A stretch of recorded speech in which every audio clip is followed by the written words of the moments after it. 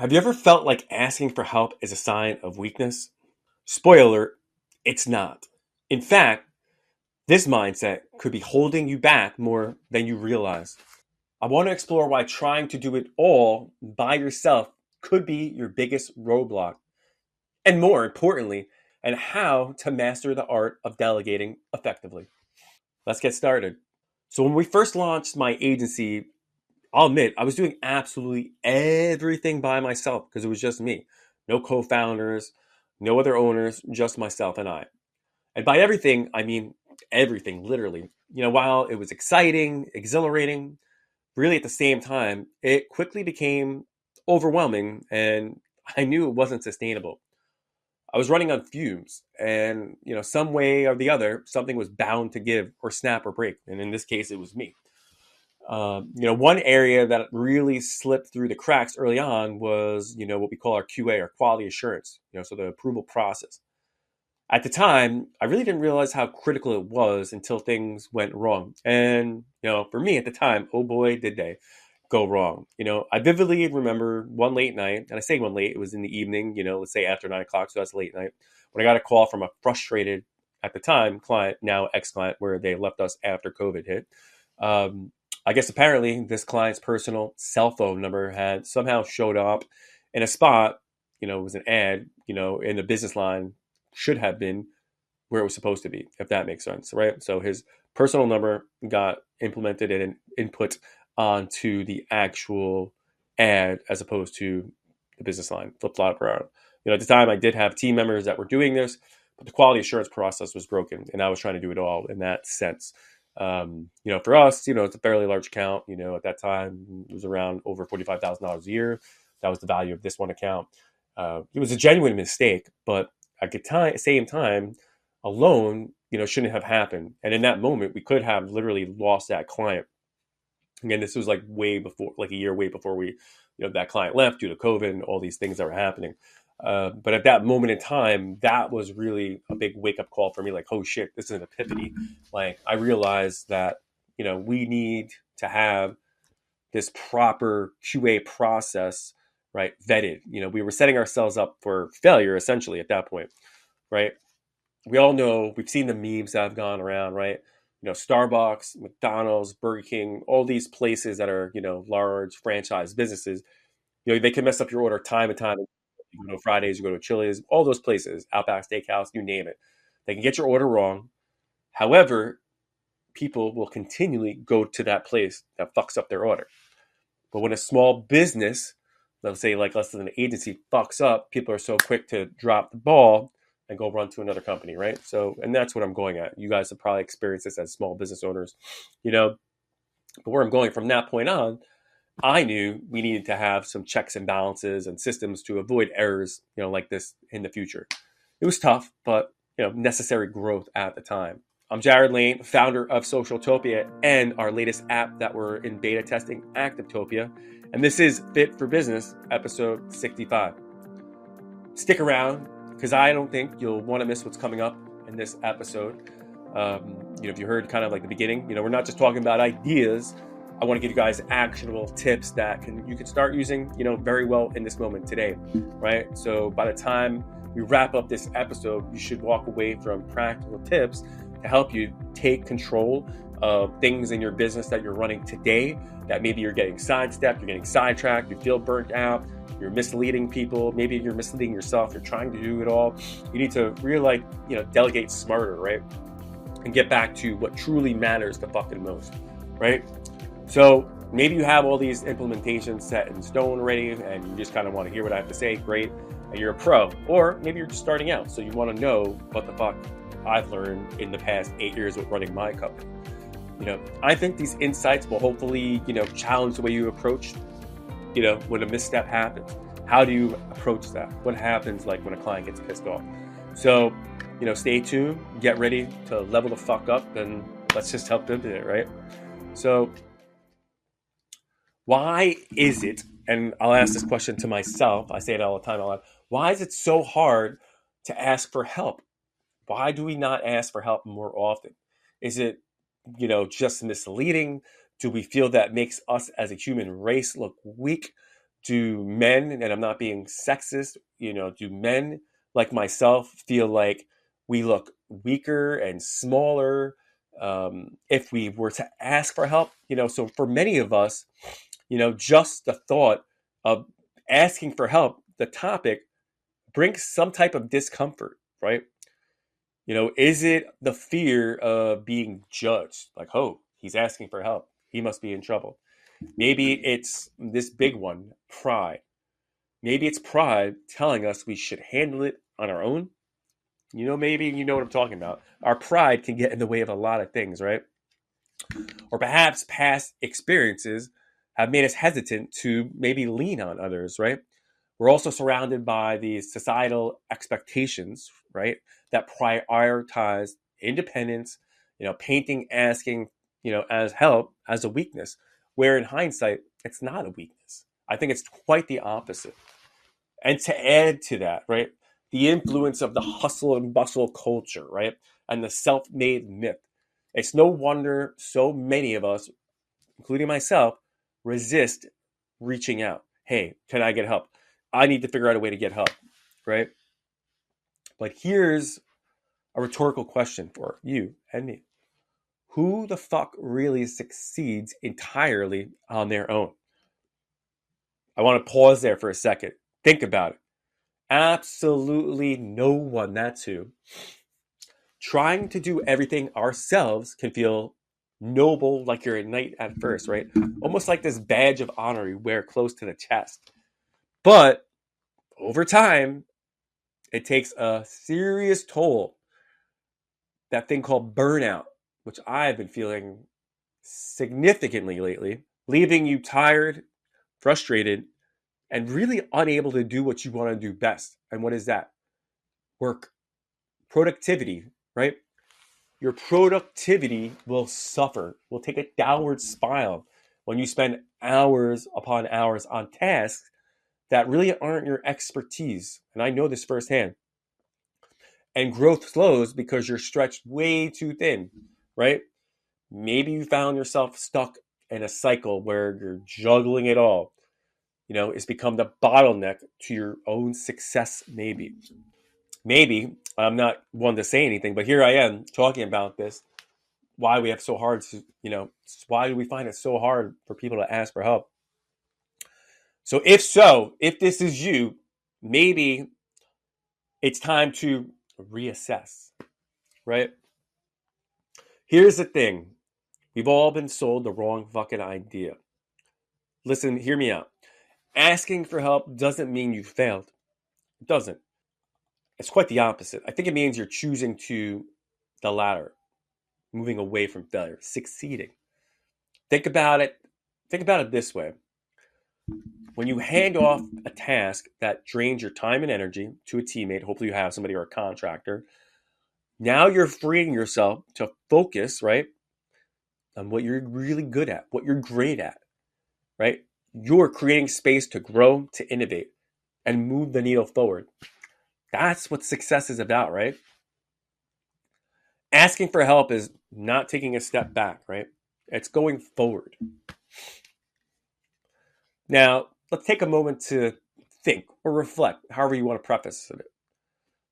Think about right now, in the moment, as you're listening to this. Maybe not in the moment, but like yesterday or tomorrow. What tasks do you feel are bogging you down? Right? I had a conversation with somebody recently that works for a fairly large company. I don't know, it was a Fortune 100 company, Fortune 50 company. They have a pretty significant role, what they do. They have a team. And I remember having this conversation and talking to them, and they're like, yeah, we were talking about delegation actually. And this is kind of what pushed me to put this episode out there, asking for help. Even though when you're working for such a large company, and if you have a team under you, you have people that you can delegate tasks to, right? So I had mentioned to this person, and I said, hey, probably a great idea for you to use some type of tracking to see like where you are with, jobs that are happening, people where they are with what, hey, you need to have XY report done. You need a spreadsheet done, whatever that job may do, what you need. Like you can't do it all. You have to delegate. And they had said, well, I just do it all. I'm like, well, that's what you have teammates for. And that's what they get paid for. Right. So if you utilize some type of system like Monday.com, And not to their, they had no clue what Monday.com was, and that's fine. A lot of people that are in these large organizations probably would not have the need for that unless these tools were implemented, which makes me wonder, how come companies that are so small, right, not large, utilize these platforms? I mean, and I know why, because we have to be super, super duper oriented, organized, right? You have these tools out there, guys, Monday.com, Basecamp, all these tools can help, whether you're a small business or even these large corporations, help to organize and get their teams in line. Like, hey, we know this is due April 15th. We knew this is due April 12th at 10 a.m. Like, these tools, you don't have to use spreadsheets. You don't have to use, these tools in Google Docs. They're accessible to you. And I'm sure these companies will pay for that. So those tasks will weigh you down if you're not delegating. And that's where I was going with that. And again, think about what you could achieve if you delegated, like I was saying, some of that weight to other members of the team. So that's what I'm trying to do here. By the end of this episode, giving you actionable ideas, actionable steps to help you basically shift your mindset and take control, right? Like I was just talking about. You can utilize third-party platform, third-party tools like a Monday.com, like a Basecamp, to get your team, your crew in order when you know what needs to be done, your checks and balances, right? Remember this. No one gets to the top alone, right? Kobe had Shaq. Shaq had Kobe. Michael Jordan had Scottie Pippen. Derek Jeter had Jorge Posada, Mariano Rivera, right? I'm just thinking about that. Tom Brady. Tom Brady didn't have all the greatest receivers, but the receivers were great because they had fucking Tom Brady. Look at the New York Giants when they won back, 2 Super Bowls within the past, 15 years. Eli Manning. He didn't have the greatest receivers, but they won because Eli Manning was that good. Now, some people will laugh at me, but Eli Manning was at the top of his game when they won those 2 Super Bowls. Just remember where I'm going with this. Nobody goes at it alone. If you look at Elon Musk, right? Elon Musk has a team of people. Like, granted, he has all the dispensable income to utilize that to his benefit, right? The real strength lies in knowing when to ask for a hand. That's what it comes down to. But why do so many of us shy away from this delegation, right? There's that mislingering conception that means a laziness or a lack of capability, right? But the truth is quite the opposite. Delegation is not about shirking responsibility. It's about efficiency, and it's about building something stronger than what you could do alone, right? Here I go. 2 other people I'm going to talk about. Look at Richard Branson, Oprah Winfrey. I'm not sure how you feel about these people, but they're wickedly successful. They openly credit their success to the teams that they have built in place, right? To the people they've trusted to lift that weight off their shoulders, right? They knew what the secret to scaling their business and how impacting that was going to be, surrounding themselves with the right people and empowering those people to contribute to their team, right? The benefits of delegation are undeniable, right? First, it empowers your team by giving them ownership of tasks that you need done, right? And then it's a chance to showcase their strengths. That not only boosts their confidence, but fosters creativity and collaboration. This delegation strengthens relationships with a team because it shows trust, it shows respect for each person's abilities, right? Plus, think of the time you'll save, right? By focusing on your core competencies and letting go of tasks that aren't in your wheelhouse. You create a space for strategic thinking and long-term growth, right? The real magic happens when you leverage the unique talents of your team, right? The more you delegate, the more you'll be compounding the effect of everyone working together, really towards shared goals, right? And of course, adopting this approach requires a mindset shift, right? Many of us are trapped in the belief that I have to do it all, or worse, I'm the only one that can do it, right? But here's the thing. That mentality keeps you stuck in a rut and a cycle of stress and inefficiency, right? So it's time to reframe the idea. Instead of thinking, I have to handle this, ask yourself, how can we achieve more together? right? And if you're worried it takes longer to explain tasks than to complete them yourself, think of it as an upfront investment, right? Teach once, and you'll avoid hours of doing it over and over and over again down the line, right? This delegation thing, it's not a sign of weakness. It's a fucking superpower, right? It's about recognizing that your time and your energy are limited and putting them to the best use while giving others the chance to fucking shine, right? Imagine what we can accomplish if you embrace this mindset, right? If we do this, what could you focus on if you stop holding everything so tightly to the vest, right? Your success isn't doing it all, but again, building a team that moves forward together, right? Guys, delegating effectively really feels daunting, but it doesn't have to be complicated, right? The key is to start small, identify low priority tasks, right, that you can test, give that down to others. This could be something as simple as scheduling meetings or organizing files, right? Very simplistic. Once you've gained confidence with that person, move on to assignments that align with your team's strengths, right? Matching tasks to people's expertise and interests ensures that they're not only handled well, but feeling more motivated doing it. Clear communication is also essential. Let's lay out our expectations, our timelines, and our goals up front so there's no confusion what that success looks like. Delegation isn't just about handing off work. It's about fostering trust with our teams, allowing rooms for mistake, right? And learning during the process. And encourage open feedback to create a collaborative environment. Like I was saying, tools can also make a world of difference, right? Platforms like Trello, Notion, Monday.com, Basecamp, Slack are great for improving, right? And streamlining your task management, right? Like I was saying earlier, for instance, you can assign tasks, set deadlines, and track progress all in one place. Those tools can be used for miscommunication and really help everyone stay aligned. So you're not, hey, I want to get an update. How can I get an update? Instead of emailing, boom, use that third-party platform. You get an instant update. That's a great way to decide what to delegate in a simple framework. First, identify, right, the task only you can handle, such as vision settings or strategic decisions. Those are your do tasks, right? Next, look for something that's repetitive, right? Or like base work, administrative tasks, or technical projects, and scoot those over to your delegate list. Finally, be fucking ruthless with your delete list. These are the tasks that don't align with your goals and simply aren't worth your energy or your time. And then when you can delegate these, right, they'll free up your framework. You'll get more time to focus on what truly matters, right? Ensuring everything gets done effectively. And listen, this is something I'm still trying to come to terms with still to this day. Delegation, becoming a master of it, right? It's important to set up regular feedback, get loops in the mix, check in frequently, right? To ensure the progress is working and redefining it, where it's needed. That's a pro tip, right? To keep delegation running smoothly, conduct a delegation audit. It sounds silly, but it could be something maybe you're doing monthly or quarterly, right?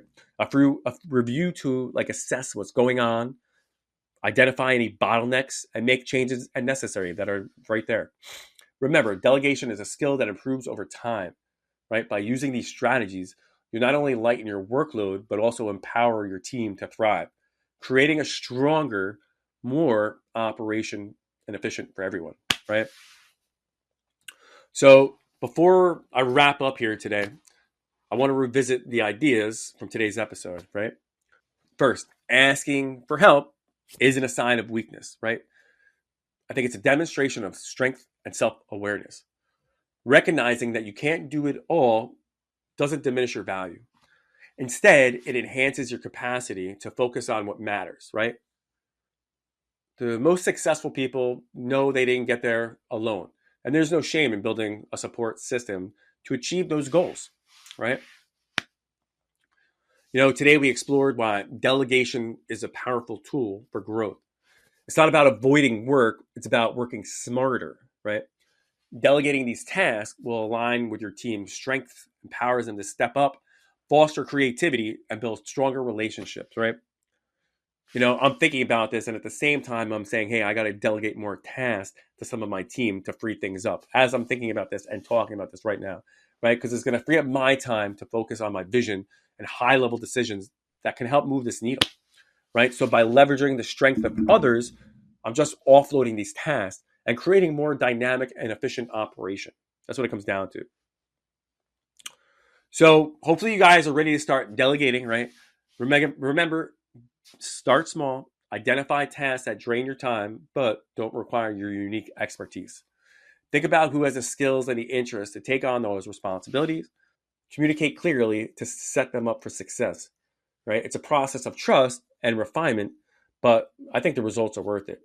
Regularly review what's working and make adjustments as you go. Delegation, it's a skill. And like any other skill, it gets better over time. I'll leave you with this thought. Your time, your energy, and vision, right, as a leader are precious.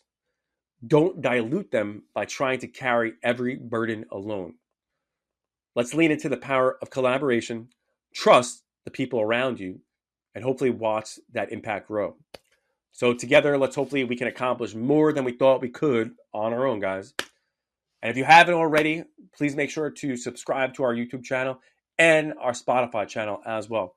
Thanks for tuning in, and we'll see you next week.